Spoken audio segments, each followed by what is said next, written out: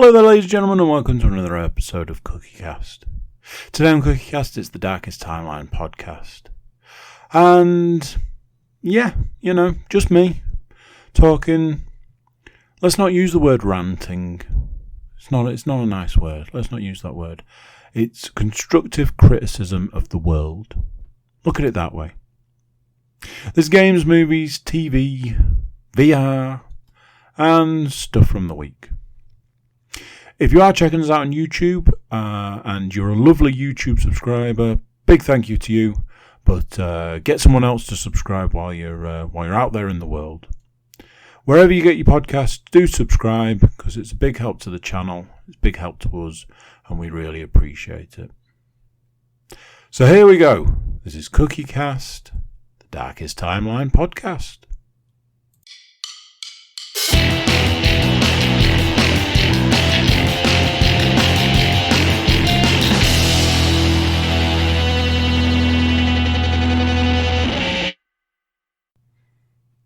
Hello?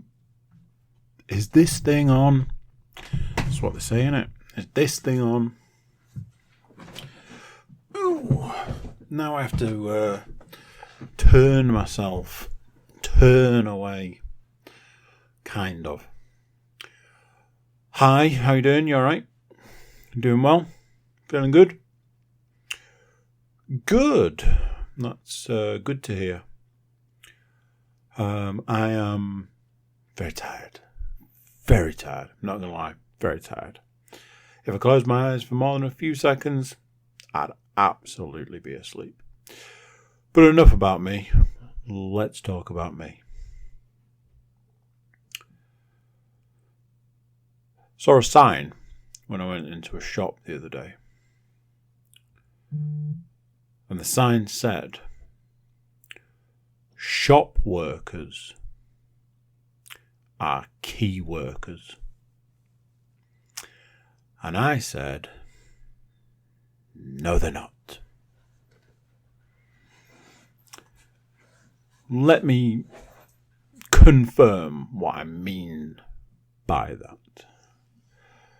So, yes, certain shop workers are key workers.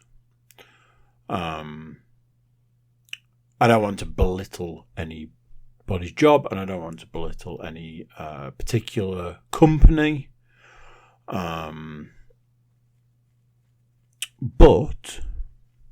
if, I don't know, for example, if the whole world shut down, what are the bare minimum things that we need?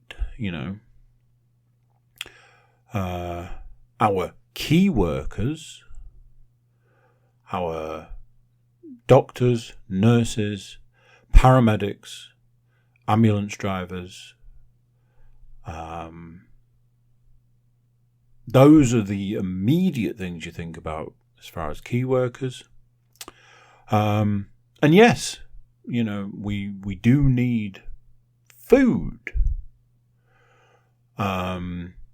So people that work in shops that sell food, and I'm talking supermarkets here. But it wasn't a supermarket I was walking into. It was a shop of a company that, and this may have affected the way I felt about the statement, but it was the door of a shop of a company that I really, really don't like. Some could say despise as a company. Why was I going in there, you ask? Because for all the will in the world, that shop had the thing I needed and nowhere else did. And it was that simple. So, if you go back in the archives, there has been a point in time where I've talked about a company that I particularly don't like. I don't like pretty much anything they're about as a company. Funnily enough, yes, it's the same company. And I saw something recently, or I heard something recently that said you vote with your wallet. If you don't like a company, if you don't like a product or whatever, you don't buy it. Obviously, the counter to that is if you have to buy it, you're a little stuck. So, it didn't surprise me in the slightest that a particularly poor company, a particularly, what's the opposite of well-regarded? Poorly regarded company. I don't want to go too far because I don't want to give too much away. But a company that is, widely viewed as being a bad company would have that sign in the window of their door window. Doesn't surprise me that that company had that sign on the door. And I was just like, yes, some shop workers are key workers, but you really are belittling the work of our, I hate to say it this way, but our actual key workers, our doctors, our nurses, our paramedics, our ambulance drivers, fire and rescue, our fire persons. I imagine, they are also key workers. But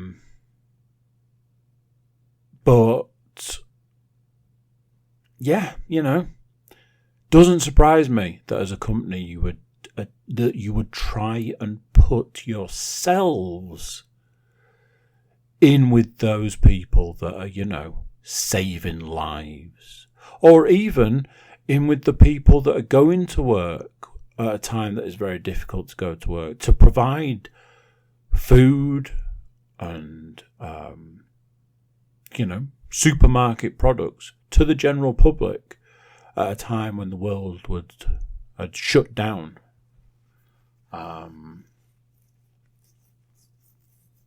Doesn't surprise me that you would attempt to put yourself in that category.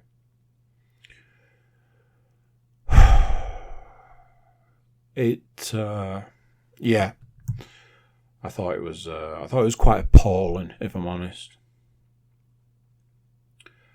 I might have talked about this previously, but I might have talked about it a really long time ago. So, forgive me if I've spoken about this before, but it is something that does, I was going to say it upsets me, but it's not, and I don't want to use, I don't want to say it annoys me. I find it wildly unprofessional. So, here it is. I think store cards are often directly related to the level of service you can get from a company. I went to a shop the other day. I cannot confirm one way or another if it is the same shop that I have already spoken about. And I went in to find one item. While I was there, I got a message, and that message said, "Can you look for these 2 other items?" I said, "Yes, that's fine." And whilst scratching my head looking for the 2 items in question, somebody passed me and said, "Are you okay, sir? Do you need any help?" And I said, "Oh, actually, yes. Can you tell me if you have this item and this item in stock?" And they went, "No, it's not on the shelf, so we haven't got it in stock." It's like, right, that answers that question. Thank you very much. Whilst I've got you, can you tell me where I will find the item I actually came for? They said yes. They took me directly to that item. They were like, here you go, sir. Here is the item. I said, thank you very much. Thank you for your help. And that ended that interaction. Good customer service. Made an impression. Level of customer service. We are off to a good start. So, I pick up my purchase and I go to the till, where I met with another person, a different person, and they said, okay, is that everything? I said, yes, it is. Do you have one of our store cards? A question that I hate with a passion because it immediately makes me think, oh, here we go. You want to collect a load of data from me, which you can then sell to absolutely everybody under the sun to make money off my one purchase I'm making with you. I said, no, I don't. Now, I try and say, no, I don't, in a way that lets that person know, no, I don't have a card with you, a loyalty card, and there is a reason for that, so don't try and sell me one, give me one, or any of those sorts of things. So, unfortunately, I obviously didn't make myself clear. Would you like one of our loyalty cards? If you get one of our loyalty cards, the product you are buying, you could get cheaper. And not only that, you could get offers for other similar products. I said, no, I'm okay, thank you. I don't want one. So this is what happened from that point on. Oh, right, fine. So the tone has immediately changed, and the person has become immediately quite rude. The rest of the shopping transaction was them being abrupt and just generally very rude. So let's trace it backwards. Up to the point that I said, no, I don't want a loyalty card. They were, customer service God. The point I said, no, I don't want a loyalty card, they were like, get the fuck out. And this is one of those things. I imagine, as a member of staff, they probably get some kind of bonus off the back of selling loyalty cards. I wonder why.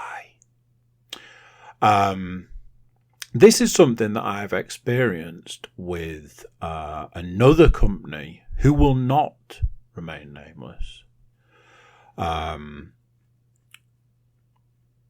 Maybe. Another company were notorious for this. You go in, they can't do enough for you. They can't bend over backwards enough for you. What can we do to make your shopping experience with us more pleasurable? And then they say, oh, can we upsell you to this piece of garbage? And the moment you say, no, I'm okay, thanks, they are literally trying their damnedest to hold back from spitting in your face. Customer service works on the principle that, you're there to service the customer. That sounds worse than I mean it. You're there to help the person with a transaction. You're there to give them help that they might need and ultimately help them with their purchase. And then that ends. But to go from what can we possibly do for you, sir, to you are a disgusting piece of garbage, get the fuck out, is a bit of a pendulum swing. It honestly, it is the lowest form of customer service I think you can possibly get. And are we surprised that it comes from two of my least favourite companies out there? And this is the thing. I come away from these experiences writing the experience down on a list to talk about it on a podcast, because it makes that much of an impact from a customer service perspective. There is no service.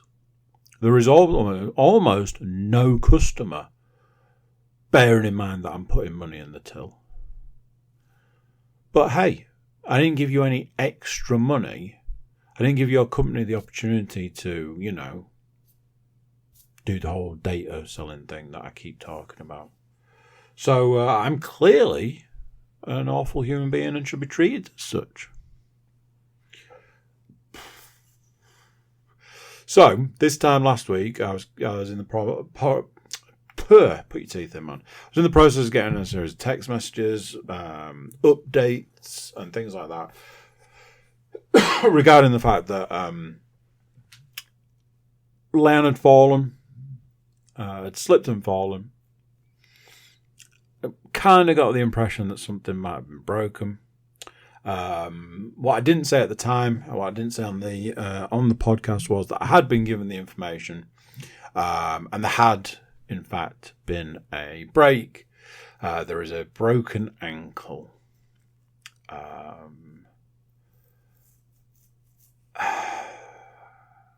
Yeah.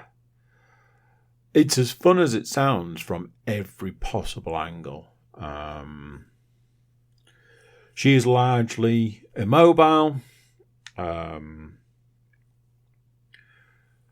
put any weight on it, can't put any pressure on it, can't walk on it.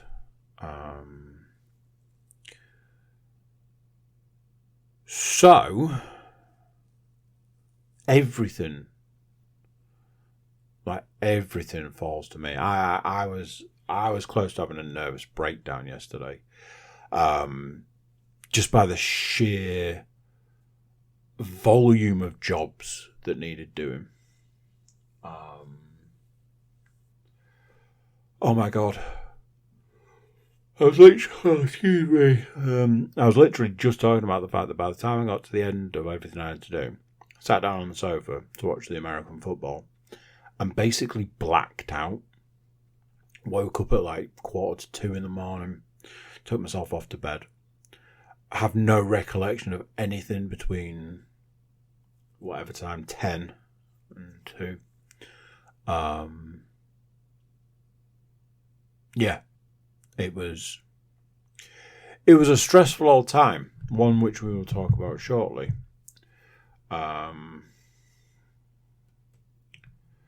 So I've got all the jobs, all the responsibilities. I have to take the youngest to nursery and collect all the time now. I have to walk the dog for all of the dog walks, which is just fucking awful because,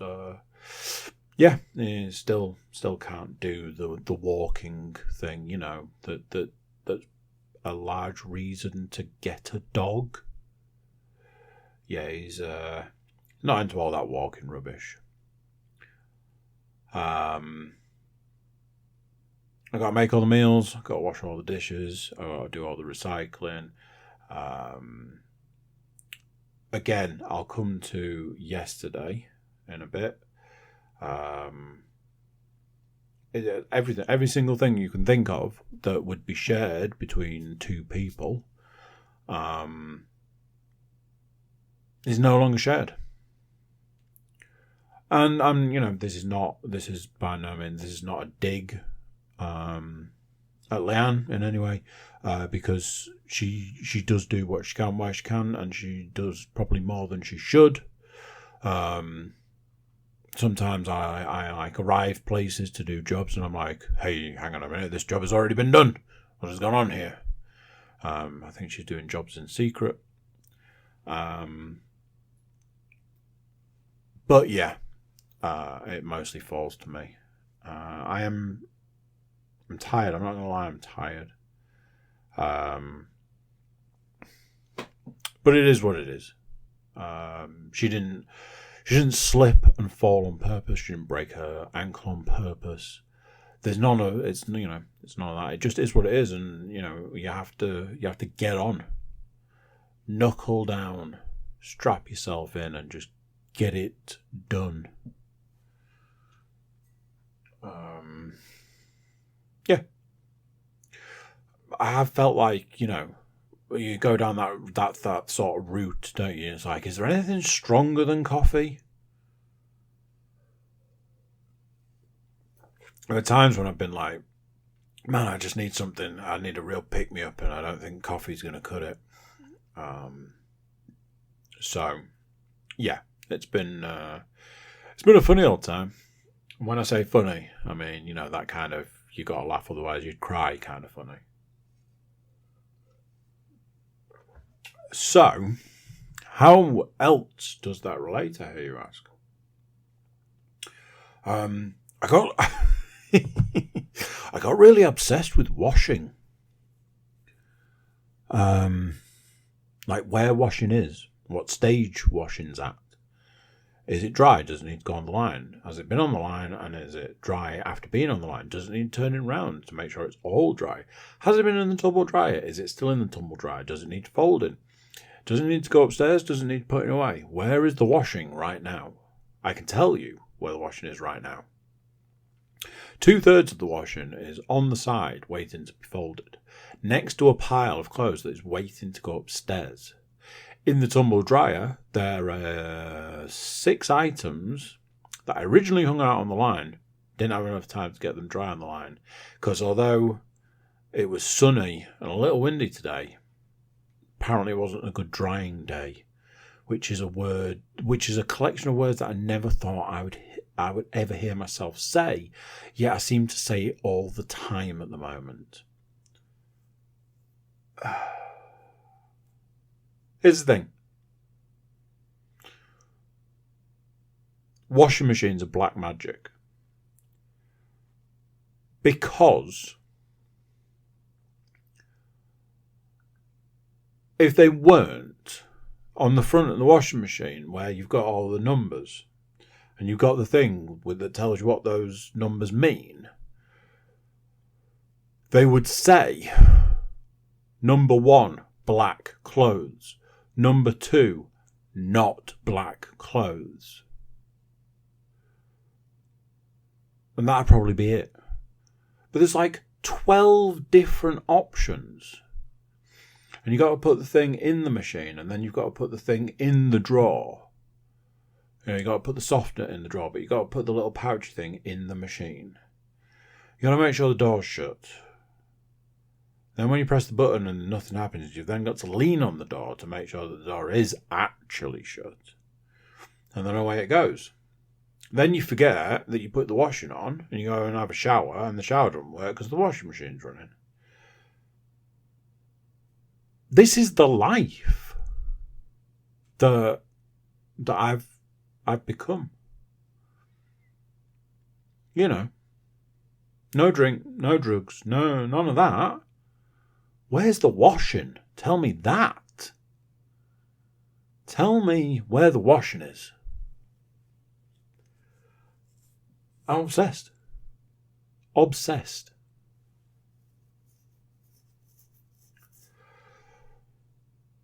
So yeah, rock and roll. I hear you saying, hey, you said you were going to come back to why it was so busy yesterday. Well, I'll tell you. It was that busy yesterday because it was my eldest's birthday. Obviously, very special day for her. But, I don't want to make it about me, but it's a very special day for me. My eldest's birthday marks a very special point in time for me. A point in time that changed my life. As I'm sure it does for every parent out there. Birth of a child changes your life.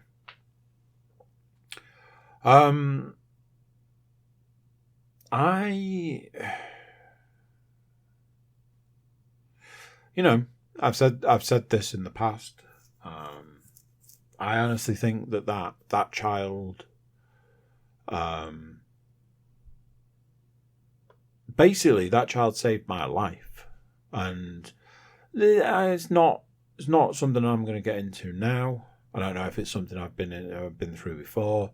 It's not something I'm going to get into now, but it might be something I get into in the future. I tried to be as open and honest as I can with you lovely people, but it's not a conversation for now.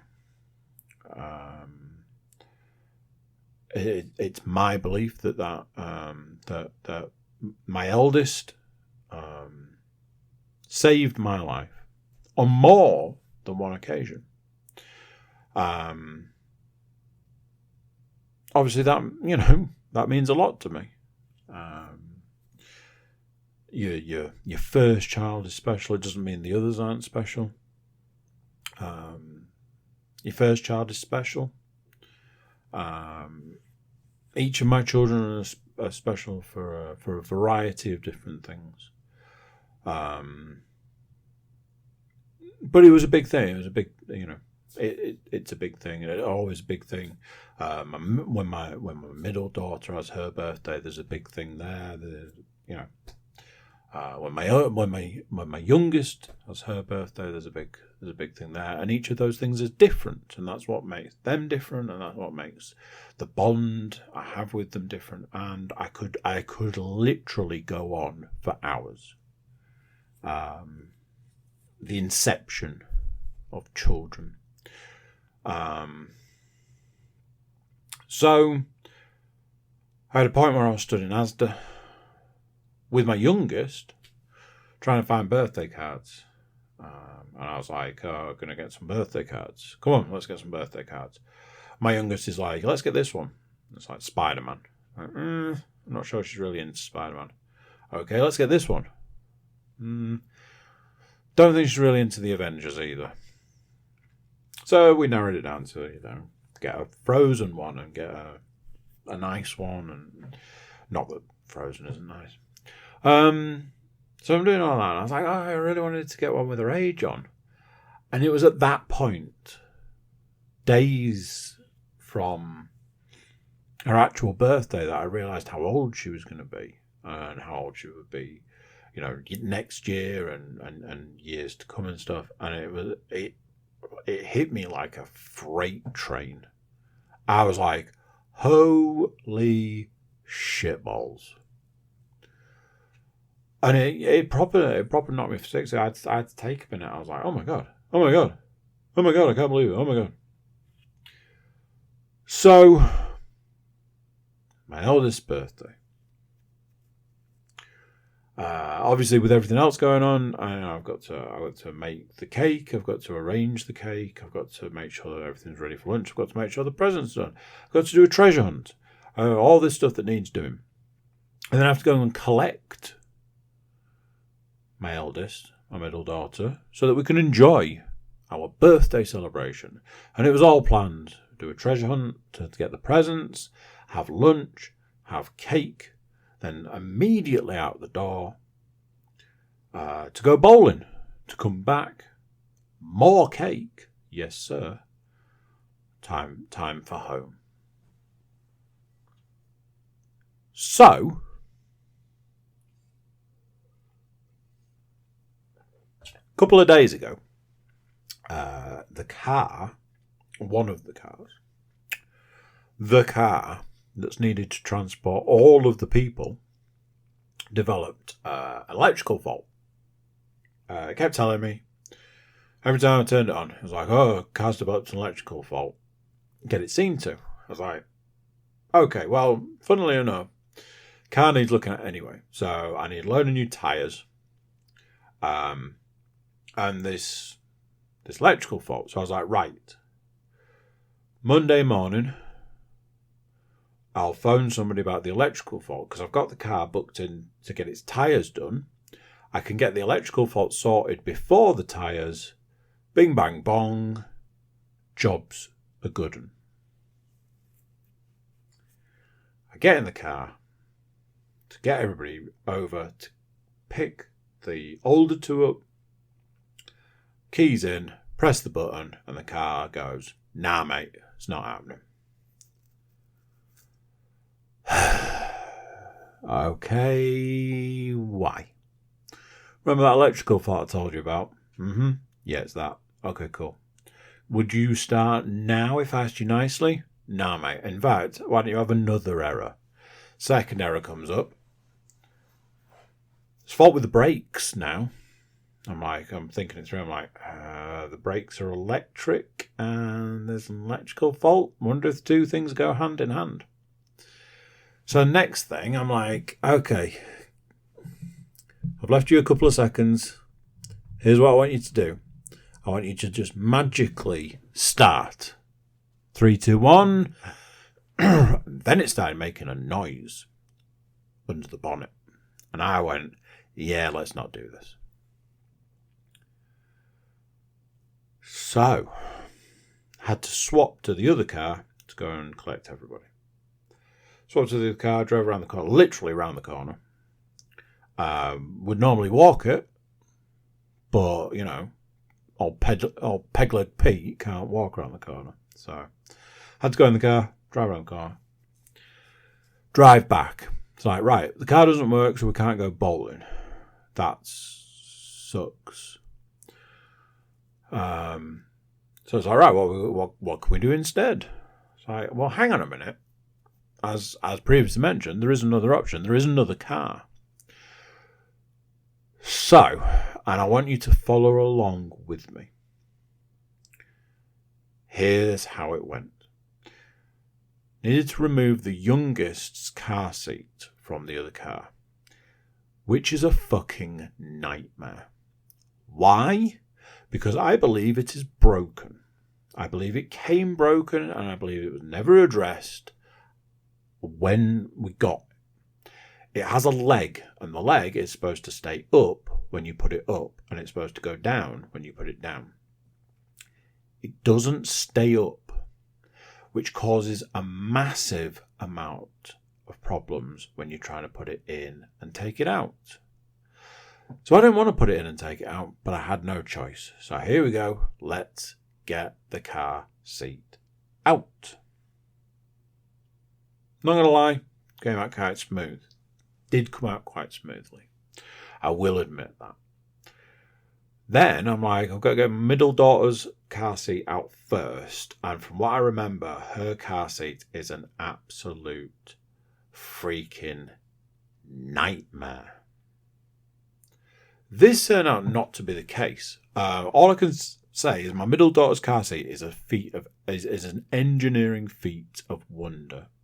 It uses more connective points than any car seat I've ever seen, including the uber expensive car seat. It connects to the car in every possible conceivable way. It uses the seatbelt, it uses the isofix, it uses a tether. But also came out quite nicely. Then I had to get my eldest car seat out. So it's like, okay, well, hers is just like, it's just a seat. You know, she's older than the others. Although she does need one, she doesn't need much of one, but it still needs to come out and it's still isofixed in and seat belted in and all that. Now, admittedly, I budgeted 45 minutes to do this job and it didn't take 45 minutes. It went so much smoother than I thought it would have done. I was shocked. We went bowling. We had good fun bowling. I like bowling. I think they like it. My eldest is trying to like bowl properly. So we talked about some ways to make it sort of easier, some sort of different techniques, and she was really sort of steaming to get it. My middle daughter uses the ramp thing, which does give her a little bit more of an advantage. Somebody using the ramp versus somebody actually bowling. So she was doing very well, let's put it like that. We had a couple of games. And there you go. Back in the car, back home, cake, hot chocolate, and then take them back home. So, are you still following me? Because here's what happens. Phoned the RAC because part of me was like, pretty sure I've got RAC breakdown cover. But I've got it through my work and I've never had any paperwork to say that I've got breakdown cover.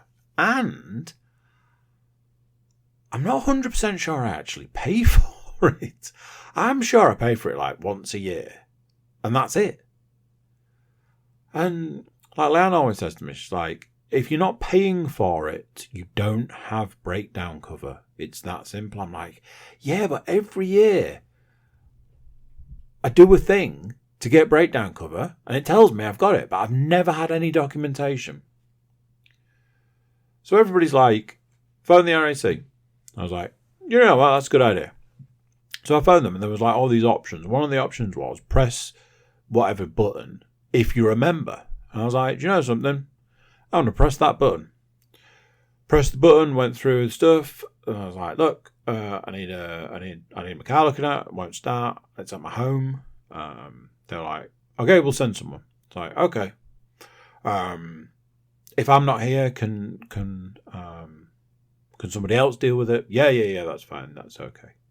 I'm like, cool. They're like, right, that's that. I was like, can I just check something with you? I've come through to the members section, but am I actually a member? And the woman was like, yes. And then she rattled off all of these benefits that I've got through the RAC. Breakdown cover, roadside assistance, home start, all of the stuff that they always offer, like in the adverts and stuff. Apparently I've got it all. I'm like, sweet.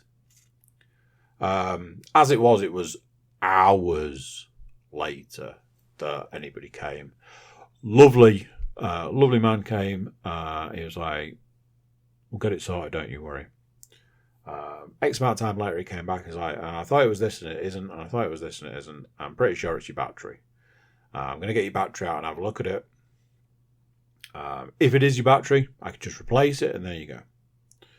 So while he's doing that, I'm doing the recycling, get the recycling done.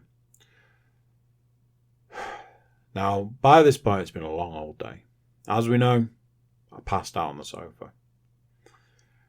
So he's like, it's your battery, you need to replace the battery, but then the car's developed a problem with its alarm.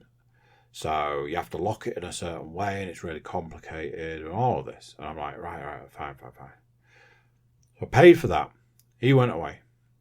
And at the point I'm just about to sit down, maybe think about having something to eat, maybe watch some American football, and just, relax for 2 minutes. That's the point where I remember, oh yeah, I've got to swap all the car seats back, haven't I? In the dark. Cool. So I went and did that job. Again, I'm not going to lie, it went a little bit smoother than I imagined. My middle daughter's car seat gave me a little bit of trouble. The tether wouldn't lock out properly. But in the end, I ended up looping the strap around something to get a bit of leverage and managed to lock it out in the end. But yeah. I personally don't think there was any surprise that I passed out on the sofa last night. So, that is that. TV-wise, I've been watching a little bit of Burn Notice, but if I'm honest, by the end of the day, I'm just wiped out. I just don't have any time for anything anymore. Apart from drinking a lovely beer. Right. I need to talk to you about something. And I don't know how this is going to go. I watched a stand-up special a couple of days ago. And my initial thought was I was going to watch it in parts, and I'd kind of been putting it off, but at the same time I was like, I'll get round to it. But then in the end I was like, you know something, I'm going to give this a go. I'll watch like half of it or something, and then I'll do something else. I ended up watching it all. The stand-up special in question is one that has received a lot of controversy. It is Dave Chappelle's Closer. A little bit of backstory. Dave Chappelle's been doing a multitude of stand-up specials for Netflix. And this is his last one. And at the start he said, this is my last stand-up special for a little while. The controversy around this stand-up special is people that work for Netflix believe that as a medium, it promotes discrimination against trans people. This is off the back of his previous special. He did a joke about transgender people. He did he went through like the letters of the LBTQ, which I think it was at that point in time, and broke it down and was very. I think the problem at the time was that he was very broad about how he spoke about each of these groups. So, in this current special, he has then gone on to address the fact that he's been called transphobic, and like I say, he's addressed what's come off the back of this other special. Ties it in with a thing about feminism, and that's that. Netflix come under a lot of fire. A lot of their staff have, I believe, been suspended. Some of them for various reasons that they're saying they've done stuff that they shouldn't. Obviously, they're saying that it's to do with the fact that they've been quite outspoken about Netflix backing this special. I watched the special and I watched it all, and I was quite disappointed, if I'm honest. Not in the special. I thought the special was very good. What I was disappointed in is that I wonder if the people that have been complaining about the special have actually watched it all. The reason I say that is that the last thing in it is Dave Chappelle talking, telling more of a story. Now you know there's a punchline to the story, but there's a very important message in it. In the story, that is. And that message is that we shouldn't hate anybody. We shouldn't hate. We should love instead. I imagine some might say that's a bit of a flowery message, but it's one, I have this thing that I don't, I'm not racist, I'm not homophobic, all of that sort of stuff, because I don't hate any groups. I don't hate any I don't know what you would refer to, like, collections of people, if that's how people want to be branded or whatever. I don't know. I don't hate any of these groups. I have no hate or any feelings like that for any of these groups. I hate assholes. And there are far too many of them in the world. Far too many. And that's it. That's all I've got time for. And that is it. It's that thing. I believe that we should treat people better. It's that simple. That's a belief that I've carried for too many years now. We should treat people better, and we don't. We treat people worse because off the back of all of the pandemic, the virus, all of that. It's noticeably worse the way that people treat each other. Noticeably worse. As I've been saying for a while now, all you have to do is drive down the street to realise how much worse it is these days. Something that has bugged me for ages.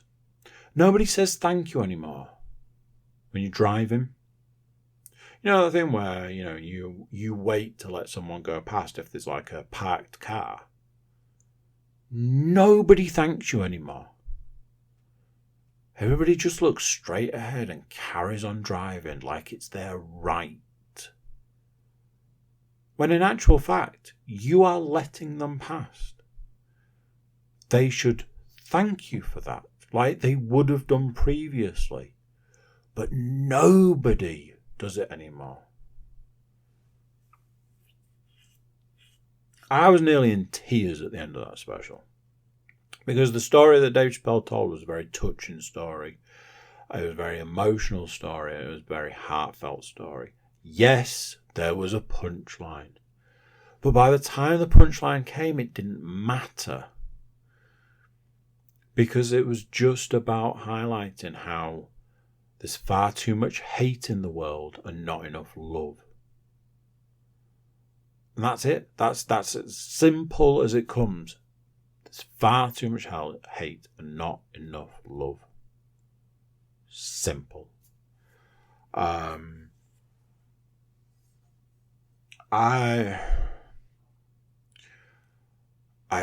don't know. I feel like that special has been judged by a joke right at the beginning, and jokes fall into the category. George Carlin said it best. You can change the channel or you can turn it off. Not all comedy is for everybody. Certain comedians I've got no time for, and comedians I like, other people don't. That's what makes comedy. There are certain people that I wouldn't watch. Certain people I wouldn't watch today that I used to watch previously. And for one reason or another, I won't watch them now. That's the way comedy is. There's something out there for everyone. But there isn't something out there for everyone. There isn't one comedian out there that crosses all boundaries. So if that comedy's not for you, then leave it alone and go and find something that is.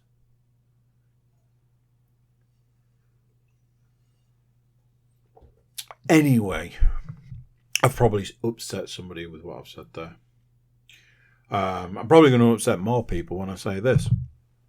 I watched the Black Widow film at the weekend. Not through choice, I will add.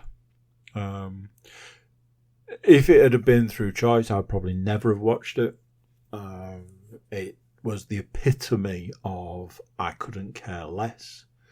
Let's make a film about the worst Avenger. Sounds great. Sign me up. Let's make a superhero movie with no superheroes in it. Perfect. Sounds amazing. And let's make the lead actor, actress, whatever, somebody that you can't stand. Perfect. Where do I watch this gem? What I can say is I have now watched it, and it was the most meh film I've probably ever seen. Obviously, we were not off to a great start when I was struggling to care about any of it.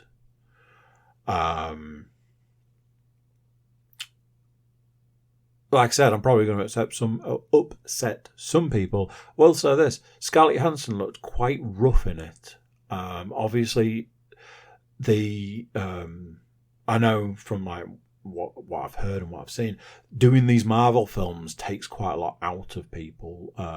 Marvel actors age like presidents do.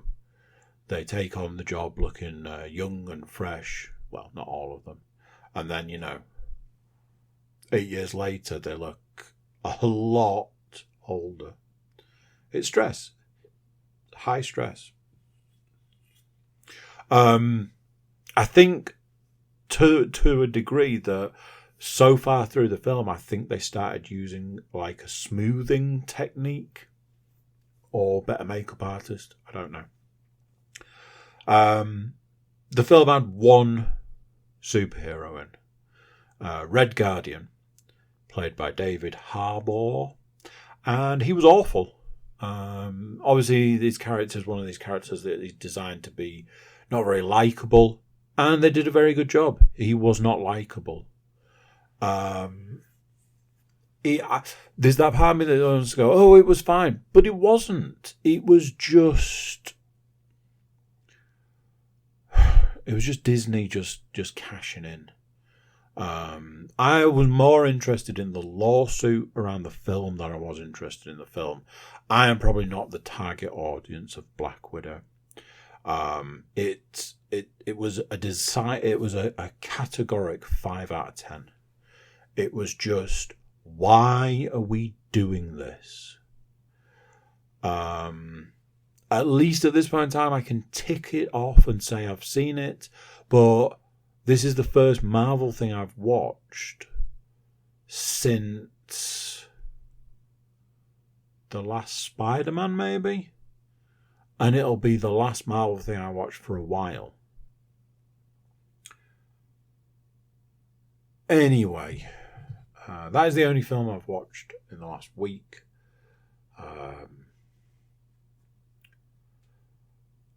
I have played a little bit of VR, but just Pistol Whip and just obviously on the headset. I'm still too scared to plug the Quest into the computer. I know that sounds probably silly to some people, but after all of those error messages I was getting and all the issues I had, I just can't bring myself to do it. I will at some point, and I'll hopefully get back to playing more of the PC VR. But I can't see it being anytime soon because I can't imagine I'm going to have all that much time. So there's that. The last thing I wanted to talk about is Far Cry 6.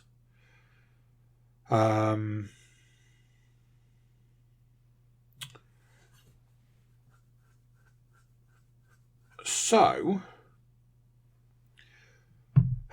Far Cry 6 is perfectly fine. It's a perfectly playable game.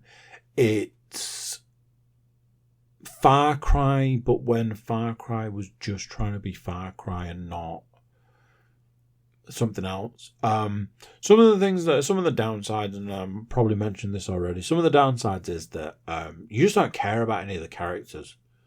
The characters are there to break up the gameplay.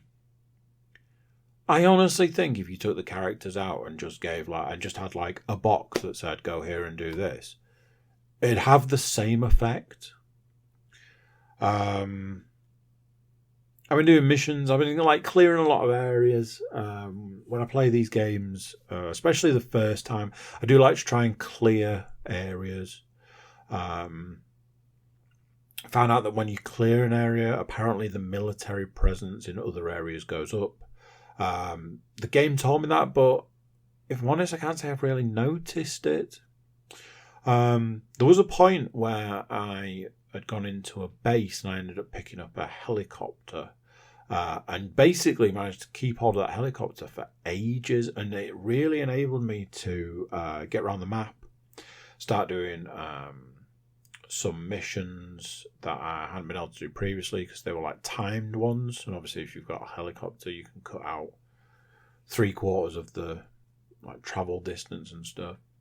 And I've just basically ended up using the helicopter to just jump from place to place to place to complete missions. That was quite good, quite fun. In a way, it felt a little bit like I was cheating, but you know, it's there as an option. You can call helicopters at various places, so you know, it must be allowed. I'd reached a point where I'd cleared an area and I was a little bit struggling to kind of know what to do next. I'm about to sneeze. So what I found, I just looked at the map and there's a couple of areas with what were obviously missions. And then eventually the game was like, oh, you need to go here and do these missions. I was like, right, okay, well, I was going to do that anyway. I started one. And then I jumped over to another one and trying to sort of like open the map up a bit more, get a few more missions available. The weapons and the weapon upgrades are okay. A little bit complicated to a degree.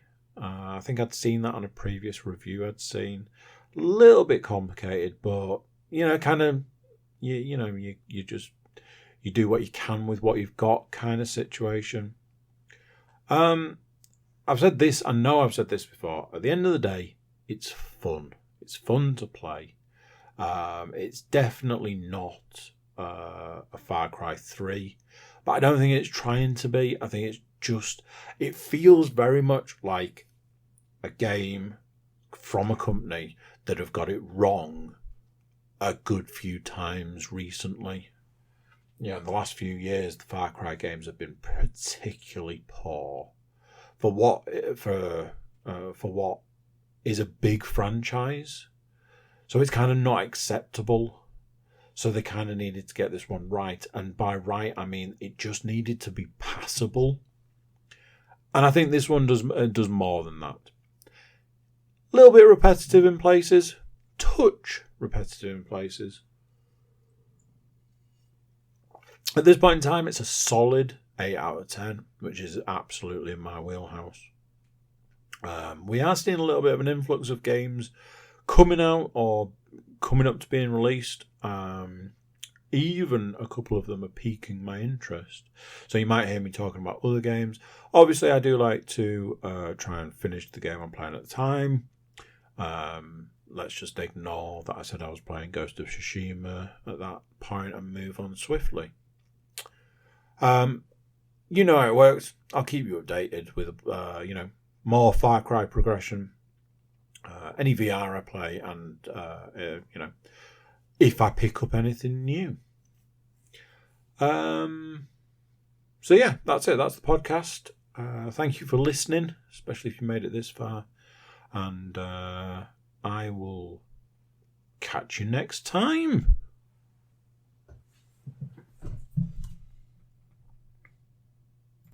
So there you go, what do you think to that? Another one done, another week gone. It's nearly that time. Thank you for listening along, and if you're watching on YouTube, do subscribe, but if you are just listening, you can also subscribe. Everybody can jump over to our website, thecookiecast.com. It's a little website, has got social media links and an email link, so you can get in touch with us, drop us a line and let us know how you're getting on. That's it for this one. Until next time, I'm going to say bye, and I'll see you then.